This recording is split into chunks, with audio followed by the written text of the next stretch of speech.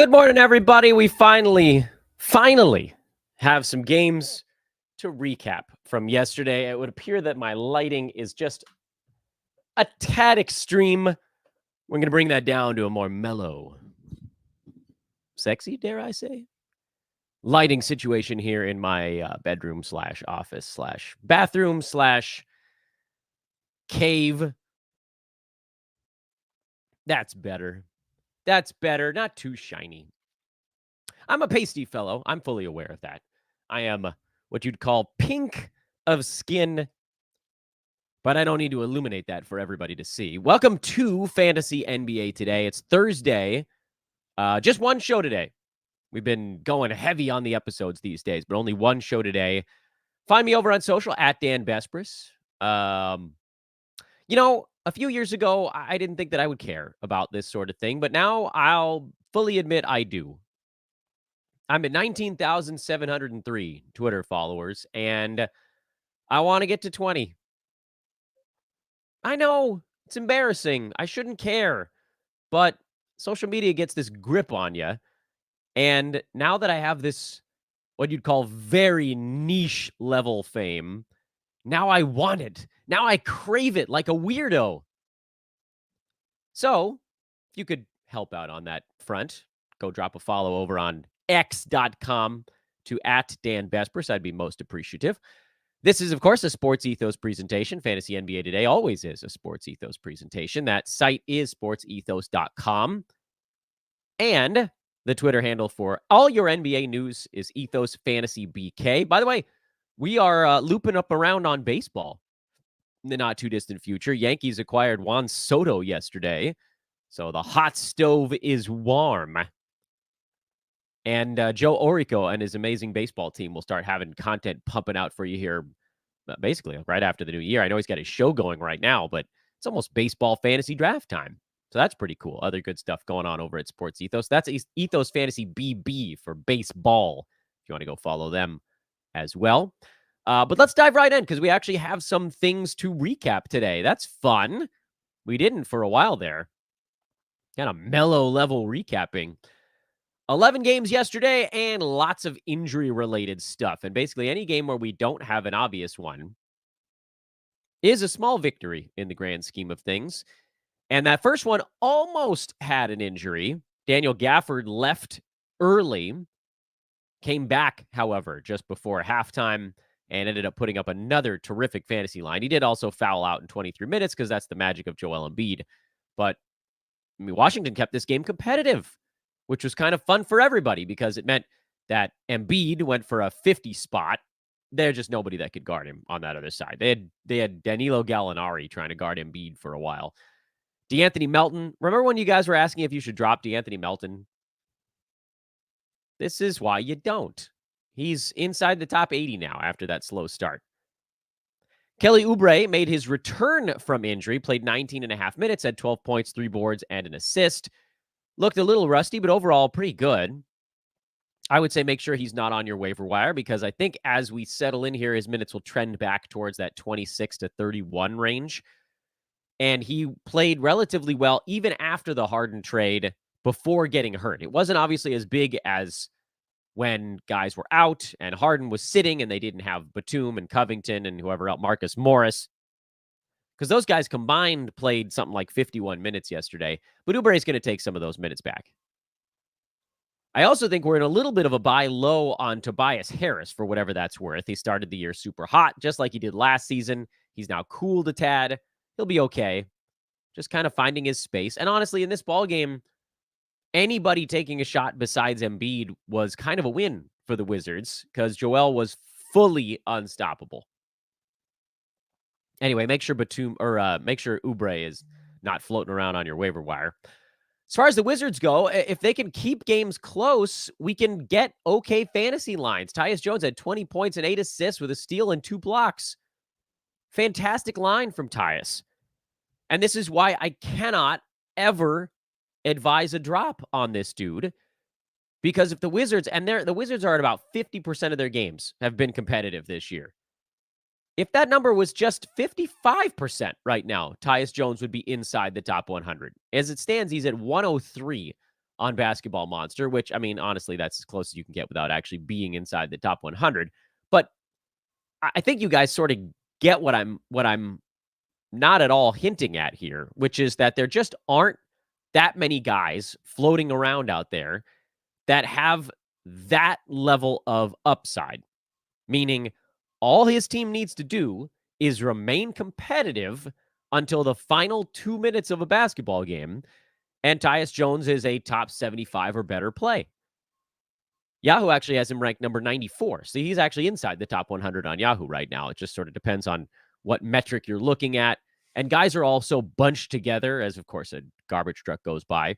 Guys are so bunched together that the difference between 103 and 94 is basically negligible. It's like one steal for Tyus Jones so far. So, I mean, that's basically the same thing. 103, 94. Those guys are separated by nothing. That's the same separation as like one slot in the second round.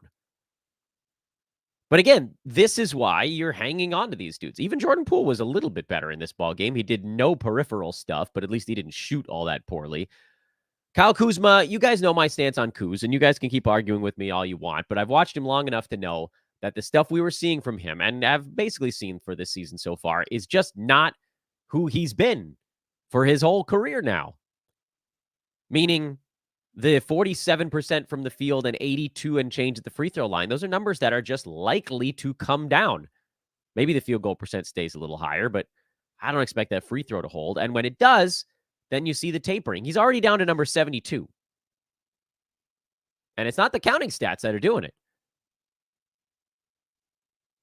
He's being held by percentages that, to me, feel like ones he probably can't. So the nice thing about Kuzma, and we've had him on the sell high board a couple of times, so I don't want to go too deep down that rabbit hole, but because he's scoring 23 points with 6 boards and 5 assists and 2 and change 3-pointers, you could probably trade for someone who is very close to him in rank, because most people don't think that he's a traditional sell high, and that's fine. Jakob Poeltl's right nearby, Yusuf Nurkic right nearby, Jared Allen. I don't think you're trading for Zach LaVine, who just got ruled out for another month, unless they trade him before then, because then he'll probably play wherever he goes. DeMar, Vooch, these guys are all in the 60s. You could probably get most of them for Kuzma. Let's keep moving. Memphis, gigantor game from Desmond Bane. Gigantor game. Launched himself up back inside the top 20 on the year with this one. He's now number 19 per game. Only, however, 5 more games until Ja comes back. So at some point here, Bane is going to take a small hit. And look, let's be honest. I mean, we know there's going to be a hit. We just don't know exactly how large it's going to be. He's probably not going to be inside the top 20 once Jamal Murray comes back. He'll still be fine. He's not like it's going to turn Desmond Bane into a bad fantasy player. But if you can move him right now for someone inside the top 25 or top 30, I think I would try to do so. If you can't, that's fine. He's still going to be good. He's just not going to be quite this good. JJJ, 24 points on good shooting with 3 blocks. Little by little, baby steps are being... Now, obviously, playing against the Pistons helps, but there's a couple good ones in a row for Jaren Jackson. We had him on the buy board a couple of times when he was hovering in the 90s, and then he dropped outside of the top 100, and now he's back into the 70s. Just a few good ball games is all it takes. I don't know that anybody else, healthy at least, on the Grizzlies needs to be rostered right now. Basically, everyone else split the minutes almost evenly. There are like 6 or 7 other guys that all played about 24 minutes in this ball game, which means that's not really enough for any of them. The closest, you might argue, I know John Conchar had the best fantasy game yesterday, but we're talking more about sort of the aggregate, would be Santi Aldama, who played 26 minutes. That was the highest mark of anybody not named Bane or Jaren Jackson in yesterday's contest. And we also know that Aldama can put up some fantasy stats. So if you have a roster spot, you can hang on there. I don't think you have to, though. Jalen Duren, another ankle injury. He made it at least to the end of this ball game, basically, before having to come out with it. Basketball Monster says he's out 5 ball games. That's sort of an educated guess. We haven't gotten a report on it. Presumably, it'll be a couple at least, because he has lingering ankle stuff, and they're not going to push him. Not when you've got a team that's losing no matter what you do. What we don't know is who the hell is going to play for him, because Marvin Bagley's been completely eliminated from the rotation. James Wiseman finally saw 8 minutes of action yesterday. They could just go small. You might see them go small. You might see Isaiah Stewart as the full-time 5, and if that's the case, then he would be a pickup because he's been terrible playing as a power forward. But I don't know. There's been no indication as to what the next thing they're going to try is in Detroit, and losing Duren is pretty crushing because he was actually a +2 in this ball game that, as you may recall, they lost by 14. So, ruh-roh, bad gets worse for the Pistons, who haven't won since October. Well, at least Bojan Bogdanovic is kicking butt. He's definitely not on waiver wires anymore, so hopefully you got in there and stashed him before he came back. Jaden Ivey has 5 defensive stats to show for his 24 minutes in this game. I'm not trusting him if he's coming off the bench. Killian Hayes played 27 minutes at 12, 4, and 4. I think you could probably hold on Hayes. I'm not super excited about him because so far in his young career, the fantasy game hasn't really fleshed itself out yet. But he is starting, and we heard Monty Williams say that he's going to shorten his rotation, so I don't know if that means that, more minutes for Hayes, maybe more minutes for Ivy. Hard to say. Regardless, there are some questions now for the Pistons, one of them being Ausar Thompson and whether or not he's ever going to play decent minutes again. I'm going to assume the answer is yes at some point, but he's been benched here, and I don't expect that to magically flip in the next ball game, but you never know. Here's the thing. We had him on our sell board, not 2 days ago, but the previous week. Ausar Thompson, he was already falling, and I was like, this dude's going to fall farther because he's a rookie, and he hasn't even really hit the rookie wall yet. And then it got way worse because he got benched, and his minutes got cut in half, basically. I think he's going to get dropped in a lot of spots. And I don't think it's that crazy to drop him if you have him, because you probably need somebody on your team that's actually producing something. Problem, of course, is that we've now seen what he can do when he gets actual playing time. And we'd all feel a little bit silly if he was on somebody else's team when he starts playing decent minutes again, which I have to believe will at some point come back around this year.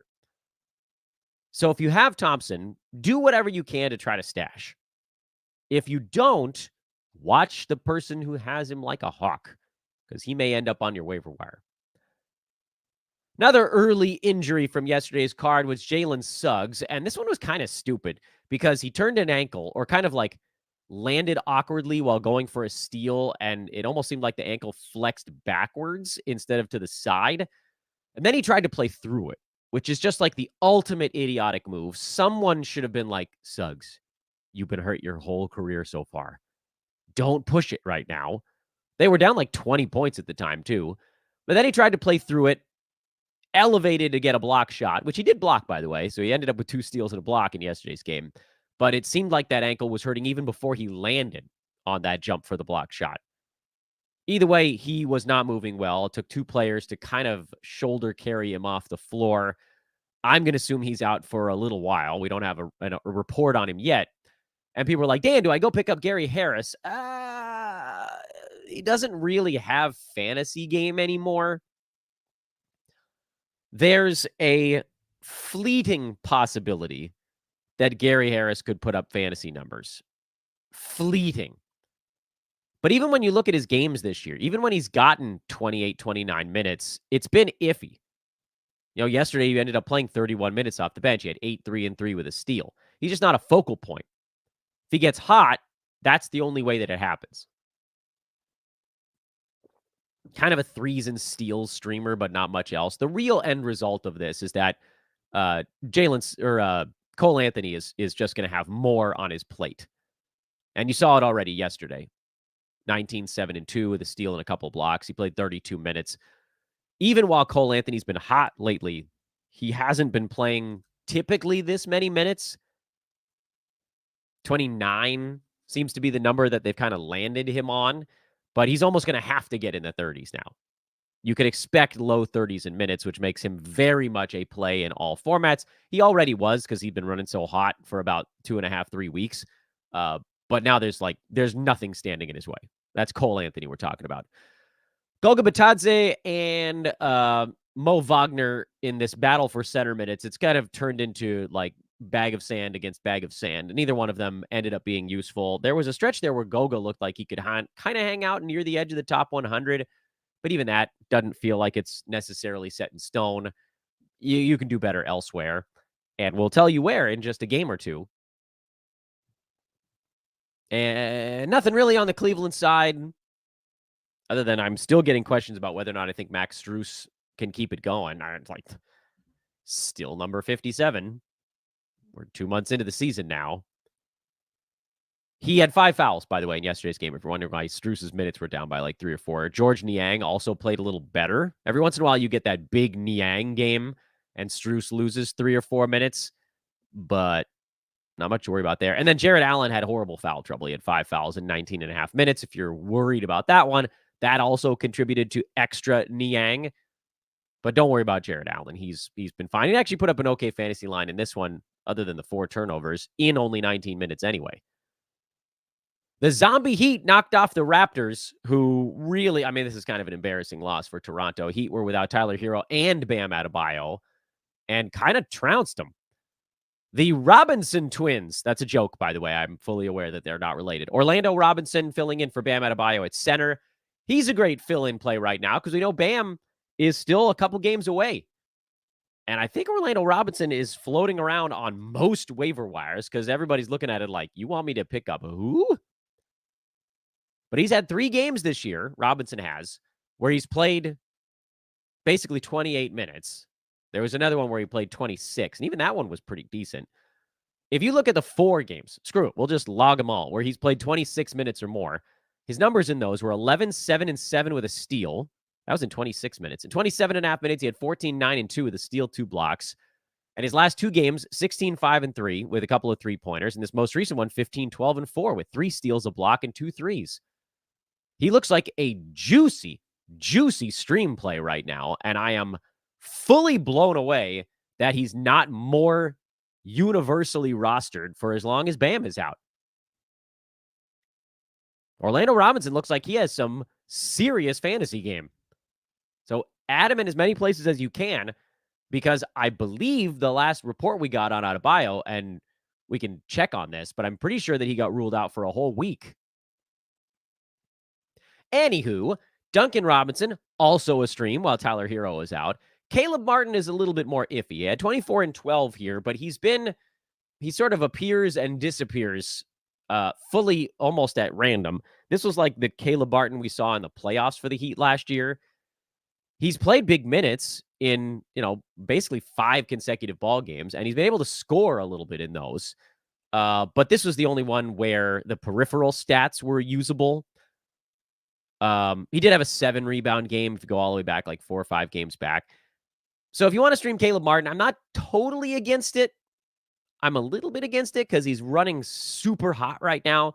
He shot 50% or better in 5 consecutive ball games. And we've seen when he really starts cooking, like playoff Caleb Martin, that he can be a hell of a fantasy play. But unfortunately, he only has 3 steals and a block over those 5 games. The assists have been whatever. The rebounds have been okay, but mostly it's been points, threes on good field goal percent. And that to me is like, maybe makes more sense in head-to-head than Roto. It's not like quite enough categories for me to really take the plunge, especially because the field goal percent could cool off at any moment. And then you don't have those other categories to fall back on in a way that, I know that it sounds crazy to say, Duncan Robinson is actually putting up some stuff in other categories besides just threes. Even Kyle Lowry, who had a terrible ball game here, he's been streamable with Tyler Hero out. I think we might be seeing a little bit of the shine come off of Jaime Jaquez Jr., and it's to be expected. Young dude had all the adrenaline in the universe for those first few ball games. He still played okay yesterday, but the rebounds have tapered, the assists, the steals, all that stuff, the energy stuff is tapering as he starts to sort of get those, we call it, kind of walking in mud a little bit now. All that to say, I think I like the Robinson streams, Lowry, and then if you need threes and some points, you probably go Caleb Martin. Josh Richardson also played 31 minutes for whatever that's worth, but he's a guy you certainly trust more when Jimmy Butler's out. For Toronto, OG Anunoby finally with a really nice ball game. He's going to need a few more to get anywhere near where he was drafted, but he's a guy we've had on our buy low board, so it's good to see some of those coming around. Pascal Siakam also had a nice ball game. He's also been a pretty obvious buy low. The question more was like what the price on him I don't think was quite low enough. And then, not surprisingly, Scotty Barnes is not going to be able to put up those ridiculous numbers every single ball game. He's still number 14. It's been an unbelievable start to the year. I feel pretty strongly that Scotty Barnes is going to end up falling back towards 25. Again, still very, very good. But if you can get somebody inside the top 20, I think I probably would for him.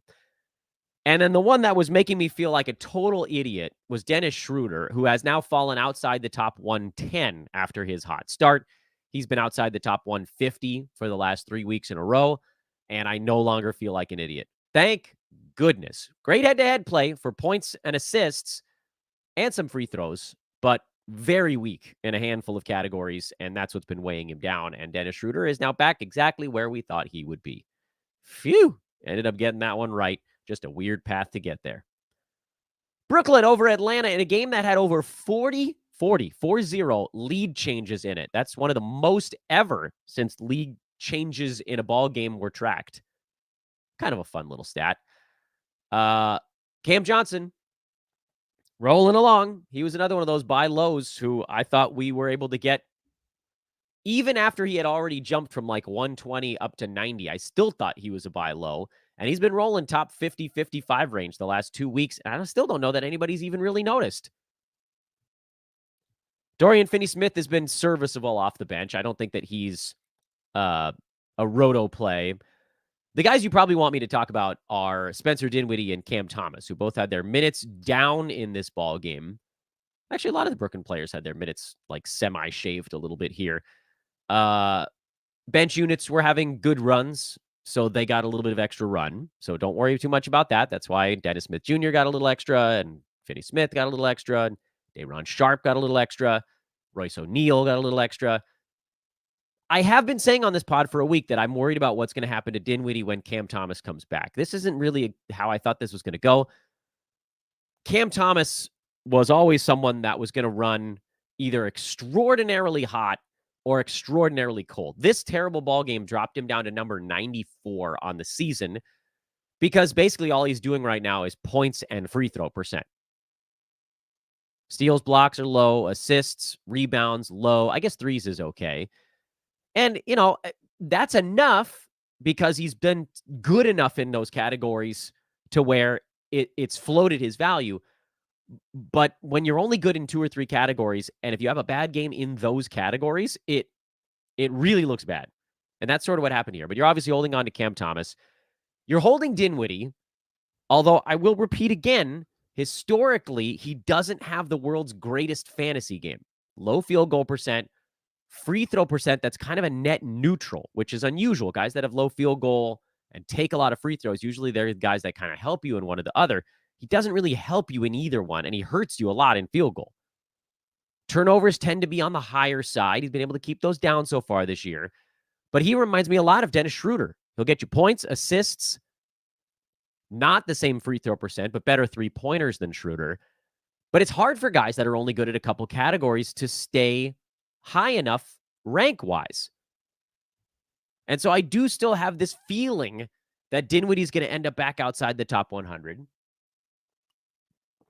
You guys can yell at me all you want, but we've watched him long enough to know what he is when he's not getting super efficient looks right next to Luka Doncic. And that is a guy who's high usage, but sometimes hurts more than he helps. You're almost definitely holding him in head-to-head also, but I'm not playing Dinwiddie in Roto right now. If I had him on a roster, I wouldn't play him. And against the games cap. I will say it again, and I know it actually is harder right now than it has been before. Onyeka Okongwu remains a hold. I know. He's been very bad the last week because he's just sort of not doing anything in his time on the floor. His steals and blocks are lower than we need them to be.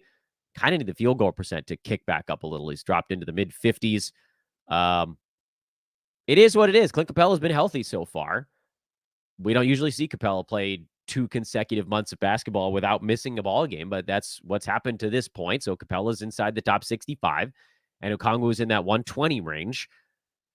And that's sort of what it is. Okongwu's a 90 to 130-ish range guy when Capella's healthy, and he's top 40 when Capella's hurt, which is tough because how long can you sit on a guy like that? Well, if he's running cold, if you're in Roto, you can go ahead and bench him. Head-to-head, I think you got to hang on because, at some point the juice is going to be there. And in the meantime, it's not like he's been so bad that he's killing your team. He's just sort of like right outside everyday play. He's stream level with ridiculous upside. Sadiq Bey seems to be enjoying life without Jalen Johnson, although the Hawks as a team are not because they've stopped winning without Jalen Johnson. Womp womp. Spurs finally realized that Jeremy Sohan at point guard wasn't the answer, and then facepalm time. Nope, not Trey Jones at point. Cedi Osman? No, technically he's not the point guard. Technically Devin Vassell was the point guard. But Osman led the team in assists with 6. Trey Jones was second on the team with 5 in his 23.5 bench minutes. Did this lineup work any better? The answer is, Minnesota didn't look like they were taking this game all that seriously. So you got good ones from Vassell and Keldon Johnson, and you know my take. Anytime those two guys put up a big ball game, I think you try to sell on him. Wemby finally slowed down in a ball game, but obviously he'll be fine. Victor Wembanyama. Nobody's trading him anyway. He's number 33 right now. He'll be bouncing back and forth depending on percentages and things of that nature. I saw a couple analysts talking about how you wanted to hang on and see what happens to Sohan. He's outside the top 200 for the year. I don't know that anybody was still hanging on. So no. And then Zach Collins, I like that he took 20 shots. I don't like that he only made 6 of them. He's also a hold, but he's kind of a tougher hold also. Spurs are god-awful. Tried to warn you guys about this going into the season. Do you remember when they won 2 games early and the media was like, Spurs are coming for a play-in spot? And I was like, yeah, no. Nobody, look, there are a lot of pretty good analysts out there, but you really do have to watch this a lot. It's not a 2-hour-a-day thing to be good at this. It's more. I don't usually try to get up on the high horse on that one. But you can't be a mess-around analyst. And I'm not talking about fantasy. I'm talking about, all the way across. Because there were a lot of people that looked at this team and they were like, oh, yeah, they're going to be fine. No. Wemby's rookie year, you think they were going to be gunning for anything? Hell no. Anyway. Rudy Gobert has bounced back. He had 2 really good weeks to start the year, and then he had 2 kind of bad weeks, and now he's back to being good again. It's a weird back and forth that seems to be based heavily on his free throw percent. Mike Conley just zooming along, doing what he did in Utah, but kind of with a team that I would say appreciates it more, if that means anything. He's number 66 in 9-cat. He has a 6-to-1 assist-to-turnover ratio this year. Crazy. Anthony Edwards came back. Nickeil Alexander-Walker continued to start at small forward, continues to do nothing.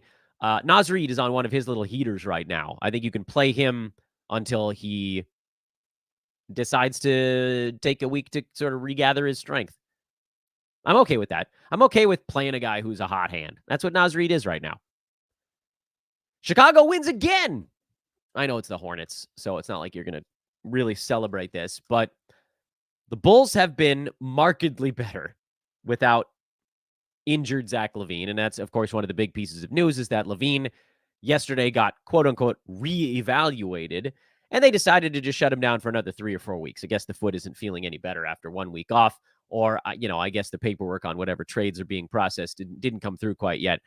In any event, we'll do Bulls before Hornets in this one, even though that's not the order I normally go in.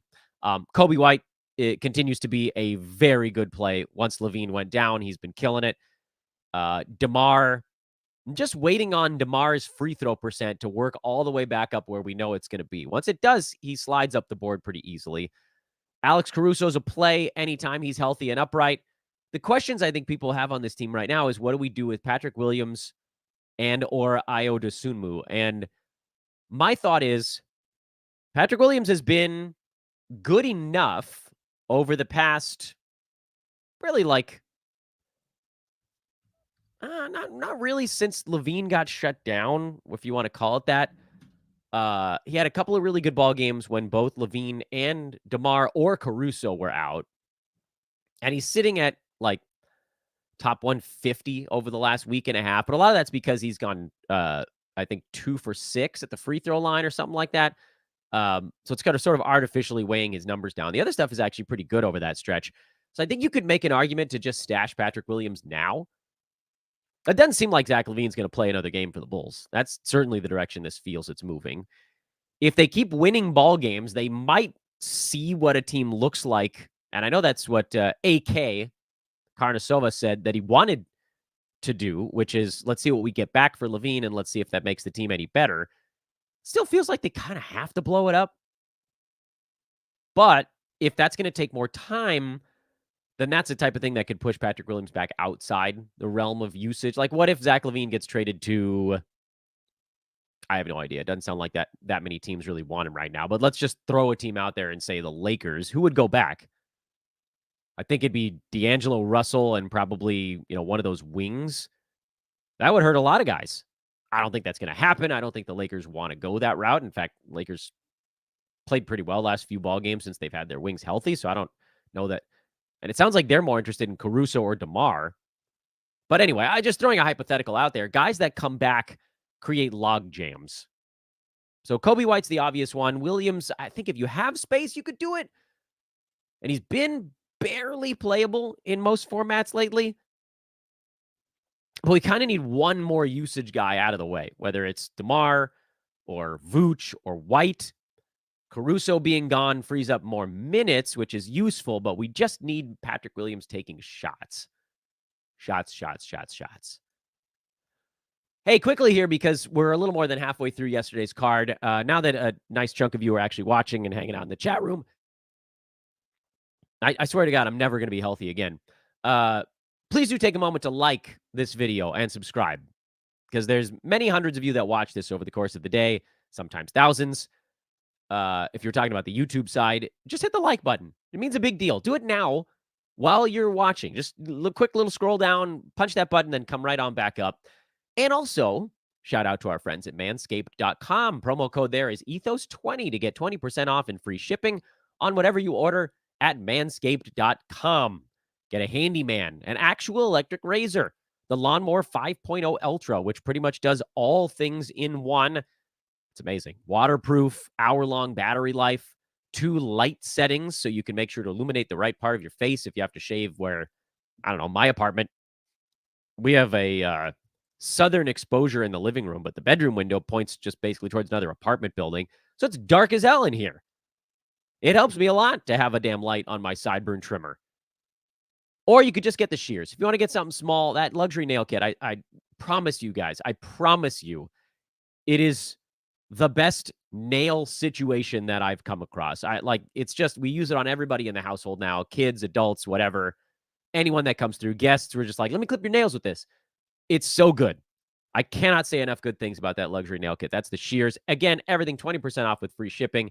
Promo code Ethos20 at manscaped.com. Check them out today. And again, please do hit that like button and follow me on Twitter at Dan Bespris, especially for those that are new to our proceedings. And I have to treat every show like there's at least one new person, even if we're 2 months into the year. You just never know. Chet Holmgren almost had a bad ball game yesterday, and then he went up with and blocked 6 shots. Kid is good, man. Boy, am I glad he was the only name we put on the young person part of the old man squad. Jalen Williams cooled off a little bit in this one. In fact, the Thunder as a team basically cooled off, other than Shai Gilgeous-Alexander. But Jalen's still a top 80 play over the last week and a half, so he's been coming on. I'm not really worried about it in any way. And man, I just I was tweeting about it, but I feel like it needs to be said. I know Shai Gilgeous-Alexander is the number 1 player in fantasy. Lately, he feels like a top 5 player in real life. He's fully unstoppable. He's shooting 55% from the field right now, 93% at the free throw line. I don't know that there's anybody in the league that's been more efficient than Gilgeous-Alexander. Not Embiid, not Jokic this year, because Jokic isn't making his free throws. And in fact, after Jokic's bad shooting game yesterday, Shea is ahead of him in field goal percent this year on the same volume. It's crazy how good Shea's become. He is fully unguardable. Fully unguardable. He's taken this Thunder team, which, look, I'll give you, they have some decent talent, but like, there's no other star on that team. That's Shea and some like above average role players. And Chet is solid, but he's not a superstar. Jalen Williams, solid, not a star. Lou Dort, decent defender, but bleh. Josh Giddey, eh. And I know they lost yesterday, so it's weird for me to going into a Thunder's rant after a loss. But that team is 13-7 this year, basically on Shea, who's missed one ball game so far. And that's going to be the key for them. If he plays 70-some-odd ball games, they're going to have a good record at the end of the year. So far, so good. Aaron Holiday went nuts for the Rockets. Didn't see that one coming, and it'll probably never happen again. So shuffle along. Dylan Brooks had his first good ball game since, I don't know, last time they played the Lakers, usually. That's when he wakes up. And then Alperen Sengun had one of those like, ooh, aw, ball games yesterday where all the counting stuff looked pretty good. And then you got across the board and you were like, wait, I wonder how he did at the free throw line. And uh-oh. Sengun had gotten worse at the foul line. I did not see that one coming. And it's weighing his stats down because the counting stuff is amazing. He's at 21, 9, and 5.5. 0.9 steals, 0.8 blocks. That's not bad either. 54 from the field. That's also solid. But a high volume now, 65% at the free throw line. And that's why he's number 55 in 9-cat. He wasn't drafted as a punt free throw guy. That's the problem here, too. If you drafted him, you were like, ooh, we're going to get like a smattering of everything. And he's gotten better in all the stuff. And you're like, this is all wonderful. And then fell off a cliff at the foul line. I don't know what's going on there. Sort of yipsy. Anyway, he's an interesting one because if you think free throws are coming back for Sengun, then you buy.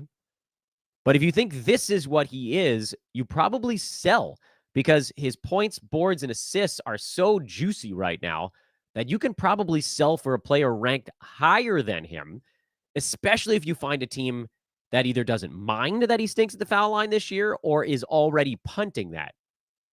So it's this weird occurrence where you could sell up. Again, if you think the free throw number comes back, though, then it's a buy. What do I think? I have no idea. None. There's no way for me to know. And saying anything else would be just pulling stuff out of the sky. So Dallas beat Utah by a couple of points. Oh, 50, was it? Oh, sorry about that. It would appear that Utah might need a couple of their scoring threats back. They don't have any right now. Lauri Markkanen and Jordan Clarkson are both out. There ain't nobody left that can put a basketball in a hoop on this team. And it's going to make everybody terrible because defending a bad offensive team is not that hard. Keontae George did have 11 assists yesterday, but he was absolutely atrocious in everything else. And he continues to be exactly what we've said, but I'll repeat it again.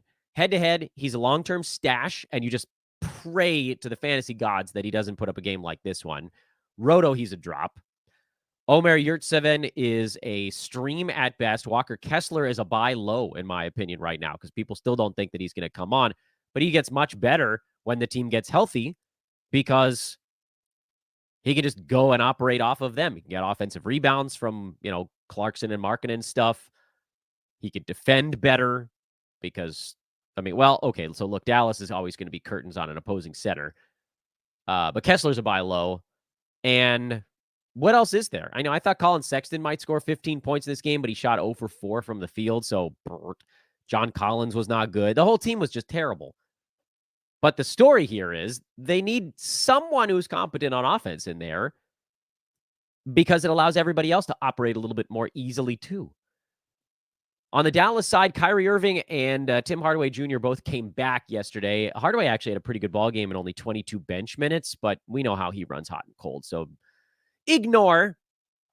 A lot of folks are trying to convince me that Derek Jones Jr. was a safe play. I don't think he's a safe play, but with Grant Williams and Josh Green out, it does kind of feel like he has to get enough minutes to be playable here. Certainly on the head-to-head side. I don't think that I would risk it in Roto. Only Roto plays for this team. Obviously, Kyrie and Luka, and then Derek Lively is also a start on the Roto side. Nikola Jokic, human, it would appear, took 32 field goal attempts yesterday and couldn't make them. He had a triple-double, but this was truly one of the worst Jokic games that I can remember. Believe it or not, he was still a +1 in a game they lost by 9. Bench just got wiped out for Denver in this ball game. Starters were solid. Jamal Murray came back, played 29 minutes. That's more than enough, so get him fired up. Reggie Jackson is now an easy cut. And that's probably the whole story on the Denver side. For the Clippers, James Harden just getting better every ball game. I mean, this is the thing. This is why you were able to buy low after the trade, because he had some down ball games. I still can't believe that I was able to draft this dude, James Harden, in the 50s and 60s in those last few drafts before the season started. And I know what you can say, Dan, you didn't know that he was going to get traded that quickly. No, we kind of did. Because he was a dark cloud over the 76ers, and they just couldn't afford to let it go that way. So they just had to make something happen. He's a second rounder now on the year. Last week and a half, 2 weeks, I think. Was it 2 weeks or a week and a half?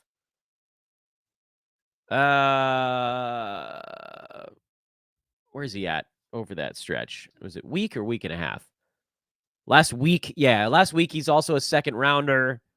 Last 2 weeks, mid-second round. It just feels like he's getting better in every ball game, too. So ride it out now. Paul George bounced back in this one. Kawhi Leonard was a little bit quieter. Not bad, necessarily, but a little bit quieter. And I keep getting teased by Norman Powell, who played 32 minutes and had a pretty full stat line. I don't know, guys. I don't know. Every time I think he's a go, then he's not. Every time I think he's not, then he is. I think you can probably leave him alone. But for a schedule play on Powell, that's probably the easiest way to handle this one. I don't think you need to add him, especially when you've got these other guys getting hurt. That's creating streaming opportunities. So leave it alone. Anfernee Simons came back for the Blazers, and then Malcolm Brogdon went down for the Blazers. And if you thought, does this mean Skylar Mays is going to play again? The answer is no. Because they're going to roll point Scoot and point Shaedon Sharpe and point Anfernee Simons. So you don't need to add Skylar Mays. I still don't think, you guys know the deal with Scoot at this point. He's learning the NBA speed. He won't be good for another month or two. He's a luxury stash. Shaedon Sharpe played 42 minutes. He basically has no choice but to play every second of these games right now. Now, again, with Brogdon out and Jeremy Grant out and DeAndre Ayton was out for this ball game. So you had a lot of weirdness for the Blazers. Plus, on top of that, Toumani Camara fouled out in 27 minutes. Jabari Walker fouled out in 22 minutes. And Reith almost fouled out. He had 5 fouls in 22 minutes. So what does that mean for the next one? Honest to goodness, we have no idea. Anybody that says they knows exactly how the Blazers are going to run their minutes, no. We have an idea, a small one. I shouldn't say no idea. We have a little one. Matisse Thybulle picked up a few extra minutes when everybody fouled out. He's interesting because, if he gets 30 minutes, he'll put up 4 defensive stats, but we don't know if he's going to get 30 minutes in the next one. We don't know if Ayton's going to be back for the next ball game. Pretty sure Jeremy Grant's going to miss another one. Brogdon, I have no idea if he plays in their next ball game. So what do? Well, you start Simons because dude took 27 shots in this one. You probably start Sharpe because there's just so much usage, even though his percentages often stink and he has these sort of young player efficiency issues. He's probably going to do enough stuff in 40 some odd minutes that it kind of doesn't matter that he's inefficient. He just has enough things to do with all these guys out. If Brogdon plays, you start him. If Ayton plays, you start him. And probably leave it at that. And then if we look over at the Warriors side, Chris Paul came back. He played 21 minutes. He wasn't very good in them, but he'll be okay. Andrew Wiggins also came back, played 28 minutes. He was terrible again. We had that one good ball game from Wiggins. Then he mashed his finger in a car door. And he couldn't keep the good vibes rolling. I think you can probably drop Wiggins and then just pick him up if it looks like he's getting it going. I didn't draft him anywhere. I did pick him up in one league where he got dropped after that big ball game, but now I'm inclined to feel like maybe I should just drop him again, especially because Steve Kerr came out and he's like, look, our starting unit isn't working. And right now, it feels like Wiggins would be the guy to take the hit there. I don't think that they bench Klay Thompson. He's sort of too much of an icon for the team, even if he's been kind of terrible. He has been top 90 the last 2 weeks prior to this one. So Klay's at least been closer. And if Wiggins gets benched, then he definitely isn't a fantasy play. Moses Moody would probably take his spot. But I don't know. We'll see. We'll see if it's just bluster or if Kerr is actually going to move some bodies around. Jonathan Kuminga had a really good second half in this ball game. He didn't play in the first half. Does that buy him some extra playing time? Does he get in there? Warriors have some unanswered questions, and perhaps the next ball game will afford us an answer. Tonight's card is a short 2-gamer. It's the semifinals in Vegas. The games start early. They start about 4 hours from this moment as I'm recording the podcast. Indiana, there really isn't anything other than stream stuff, which if you guys are interested, sure, you could stream Obi Toppin. You can stream Aaron Nesmith. But then everybody else is a little bit iffy. TJ McConnell and Andrew Nembhard split like 14 backup point guard minutes in the last ball game. Jalen Smith is out, or he might have been the guy to look at. So, Bucks, Portis is a stream level guy. And then, maybe Campaign, Marjon Beauchamp could be distant streamables, if only because this week is super weird. Pelicans don't really have any streamables either anymore. Now that Trey Murphy's in there and McCollum's back, they've got sort of a top 6, and then everybody else is scraping at the ground for whatever's left. Najee Marshall, Dyson Daniels, Jose Alvarado is probably the closest to playable because at least he gets steals in limited minutes. And then the Lakers have the same problem as the Pelicans. They just got a bunch of guys healthy too. Cam Reddish came back. Rui Hachimura came back. Jared Vanderbilt came back. Jackson Hayes came back. They got 4 rotation guys back in a week. Pelicans got 3 rotation guys back in a week. Having that many rotation guys is bad for fantasy purposes. It's good for the team. Teams got better. But for those of us that were like, oh, maybe we can get Cam Reddish in 30 minutes. He might get me 2 steals. Nothing is guaranteed anymore. If the matchup doesn't work, they'll go another direction.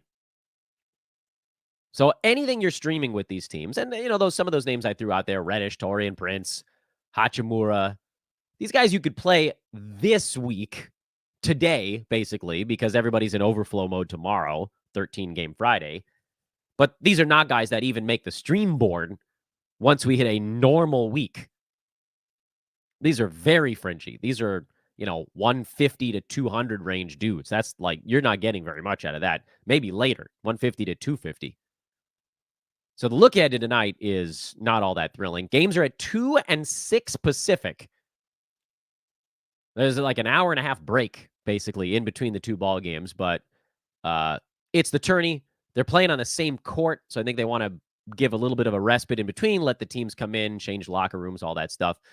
And that's why the schedule's a little bit cockamamie today. But I love it. I love having afternoon basketball. It's literally the only good thing about the COVID bubble is that we had games going all day. They started at noon and they ran until the end of the night because there were only 2 courts and they were getting 7-8 games in. That was amazing. Everything else about 2020 was awful. Truly horrible. Except for that. Oh, and that all of our Los Angeles teams won championships. That was pretty good too, I guess. But at least there were games all the time. All right, we're 50 minutes in. This is longer than I thought we'd go. I will do 5 questions. Normally, I do them chronologically, but when I run out of time like this, I want to try to find the questions that apply to as many people as possible. Here's one. Thoughts on Amen Thompson in Houston? Would I prefer to stash him or Jaden McDaniels? Well, Amen's playing in the G League right now, and I know he put up a giant line down there, but there's no room for him in Houston unless about 3 guys get hurt. So Jaden McDaniels, because he's the guy between these 2 that might see an NBA floor in the next couple of weeks. So there you go. Let's see. We talked about Patrick Williams. That was one of the ones I covered during the show, and it's also in the chat room. Here we go. Hey, Dan, big fan, first-time caller. Very funny. It's like doing an old-time radio show. Is it better to get a one game up today with a streamer or try to get someone better on the wire? That's a really good question. This is very much matchup specific. So I'm in a matchup, also standings specific. So I'm in a league, I'll use this as an example, where I had fewer games than my opponent 4 of the first 5 weeks. The only way I know this is because I was like, man, I feel like I've had fewer games. Then I checked and I've 1 turnovers basically every week. That's nuts. That's like just not something that happens in head-to-head. So then it gets to this week. Consequently, I didn't get off to a very good start in that league. And it's 11 categories. So if you're down in games played, there are even more categories for you to lose because field goal made and free throw made are also in there. So if you're down in games played, like you very easily could lose 7-4 every week. So for me, it was more important for me to try to get an extra ball game. Even if it costs me a slightly better player, I need to try to squeeze out a categorical win. Any little categorical win coming back because I've had horrible luck so far. I'm in another head-to-head league. That's a Yahoo Public League, this one, where the games played this week are relatively evenly matched. And looking at my roster, I think I'm going to beat my opponent. And I'm in like 5th, 6th place. My team had some injuries the first 2 or 3 weeks, so I got off to a bad start, but the last 2 weeks has been good. That one, I'm not doing any extra streaming today. I just streamed the one guy. One guy. That was it. So look at your surroundings, look at your standings, look at your matchup this week. Try to figure out kind of a short and a long-term view, and that's how you can make a call on this. But again, it's different literally for every team, and I've done it 2 separate ways. I'm only in 3 Yahoo head-to-head leagues because you guys know I hate them, and I'm playing 2 of them on completely opposite ways. Let's see. Quick Shohei Ohtani thoughts, Dan. Where is he going to go? I think he's going to surprise everybody. It's going to be a dark horse team. But it really can't be because there's only like 4 or 5 teams that are willing to give $600 million to a baseball player. I think, I said it on yesterday's show, I think the Dodgers were purposely sabotaging their own chances at him because they'd rather go for like 2 or 3 top line starting pitchers instead of a guy who can't pitch until next season. But wherever he ends up, Shohei Ohtani is the most amazing player I think I've ever seen. I'm 40, so maybe there was somebody better before that, but he's the most amazing thing I've seen in baseball ever. And he's one of the most amazing things I've seen in any sport ever. Guys shouldn't be like, there's no higher league for him to play in. Two-way guys, that's like the best player on your college team where everyone's like, oh yeah, this guy, like he's going to be a big leaguer someday. That's what Shohei's doing to big leaguers. If he could stay healthy. I know, not a basketball question, but it was sort of a fun one. Let's see here. Anything else that applies to everybody? Should I drop Obi Toppin for Scoot Henderson? This is an interesting question because it brings up this idea of like Obi Toppin is going to be probably like a top 140 guy basically forever. He's been top 60 the last 2 weeks because Indiana's had a bunch of guys get hurt, and he had like a 3 or 4 game stretch where his shot was going in at a super high clip. He's shooting 60% on the year, by the way. Or do you pick up the guy that you think could have like top 50, 60 potential the last month and a half of the season? I'm inclined to go the Toppin route because lately he has been like an actual usable fantasy player. We don't know how long Jalen Smith is going to be out, and maybe Toppin continues to shoot this really good percentage. It's possible. Maybe he plays his way into an extra 1 or 2 minutes. All of these things are possible. I wouldn't say probable with Rick Carlisle at the helm, but I go Toppin there. I prefer the short term because I'd rather try to get myself towards that 1 or 2 seed on the head-to-head side. And then in Roto, Toppin's actually playable right now if you're at a game's deficit. And if you're running ahead in games played on the roto side, then you probably go the other way and you go with a stash because you basically don't need that roster slot. Is Okongwu still holding a 10-teamer? That's a good question. I think the answer there is no. 12-teamer, yes. 10-teamer, no. Should I drop Dennis Schroeder to activate Jamal Murray? See if you can trade Schroeder for a top 100 guy whose appeal is not quite so localized in one category.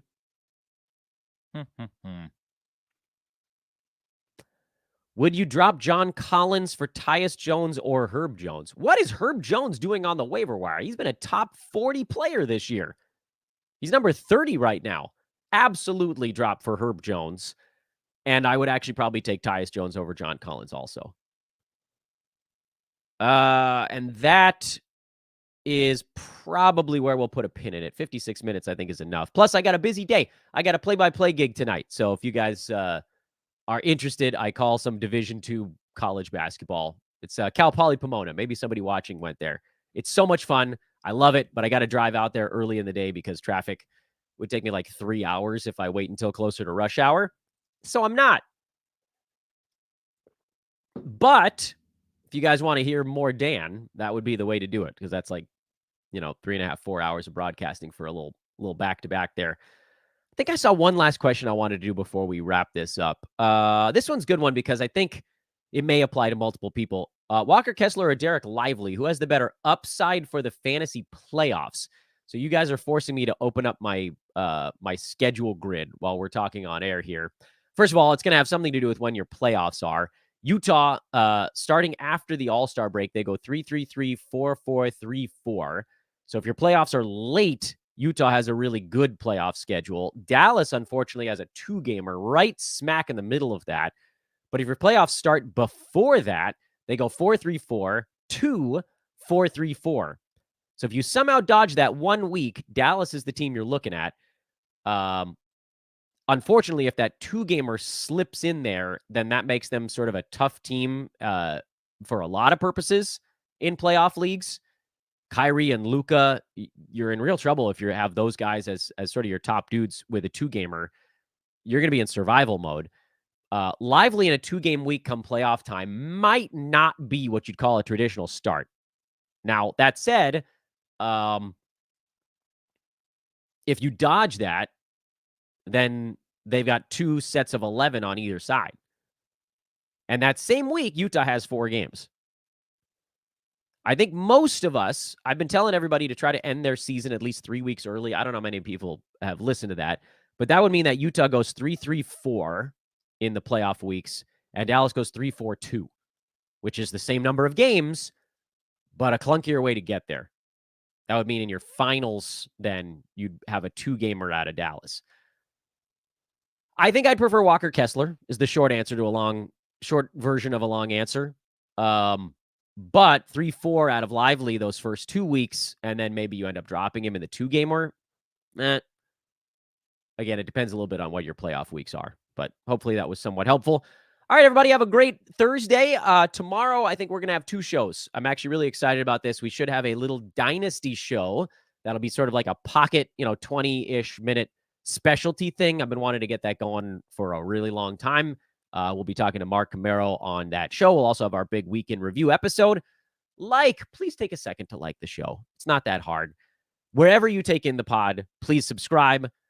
Find me on social at Dan Vespris. Really look forward to continuing the conversation over there. And enjoy the early start today. Should be fun.